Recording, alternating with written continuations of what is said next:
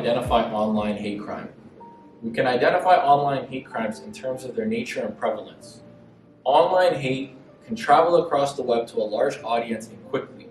It is important to know the difference between online hate crimes and cyberbullying, as they have similar characteristics.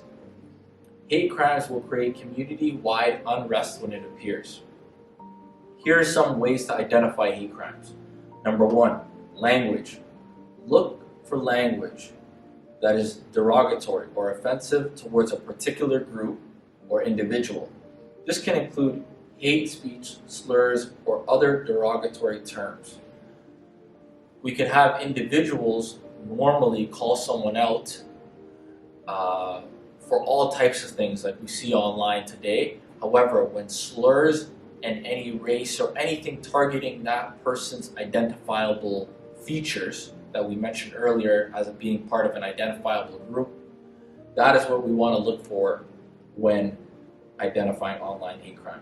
Number 2, intention. Consider the intention behind the communication. Is the individual expressing their opinion, or are they trying to intimidate or harass someone? Intent is an important factor in identifying online hate crimes.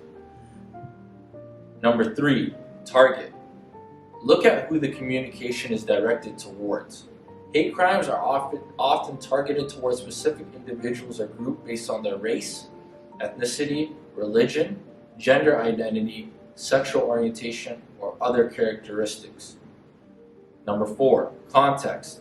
Consider the context in which the communication is taking place. Is it part of a larger pattern of harassment or discrimination?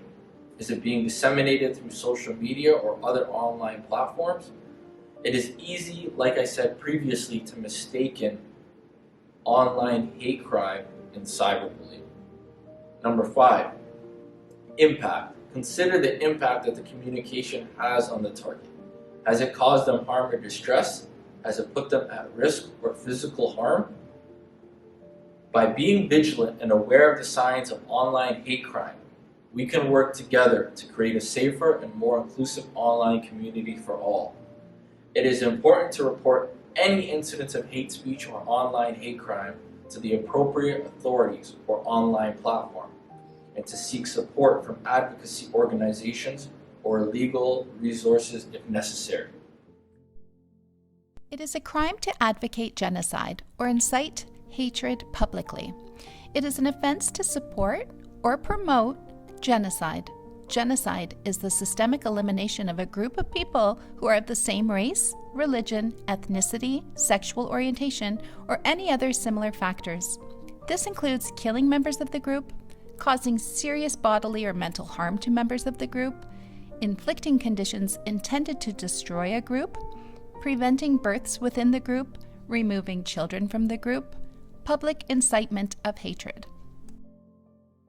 This occurs when a person makes statements in a public place that incite hatred against an identifiable group that could lead to a breach of the peace, or promotes hatred against an identifiable group. This could include spoken words, recordings, images, signs.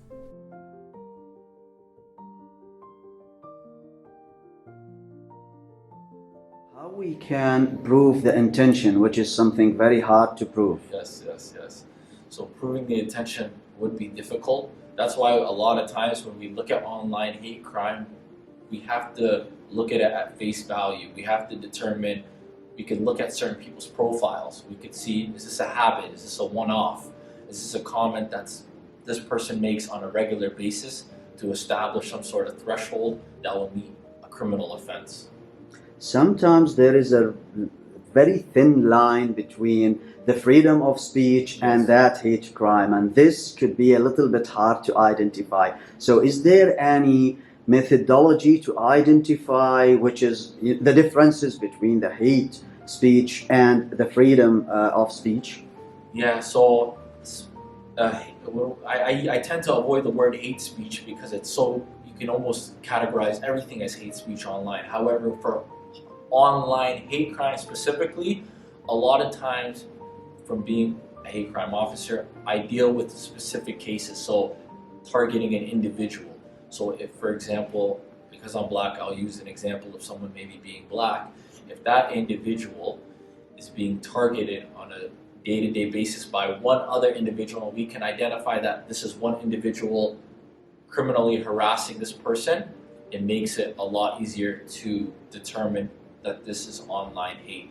However, if someone is saying, I don't like a certain religion or I don't like a certain race, at that point, it wouldn't necessarily meet the threshold of an online hate crime. So if someone says, I don't like you because of this, that is not a crime. So, and that would bring me to the next question. What is the difference between the hate speech and the hate crime? So a hate speech is just someone's beliefs or someone's opinion that and sometimes it actually can develop into an online hate crime. However, if a hate speech is basically someone expressing that their dislike for a whole religion and a whole hate, whether that's wrong or right, that's up for debate. But when it manifests into an online hate crime, it meets a threshold where now we can actually take that to court and this person would actually be charged under the Criminal Code of Canada. So could the hate crime taken over the political opinions? For example, like or doesn't like a certain party or a certain political leader? No, so that would I guess, go under freedom of expression. That would not be a hate crime. So people can express their opinions about politics and political leaders freely, and they are not to be considered under the scope of hate crime. Yes.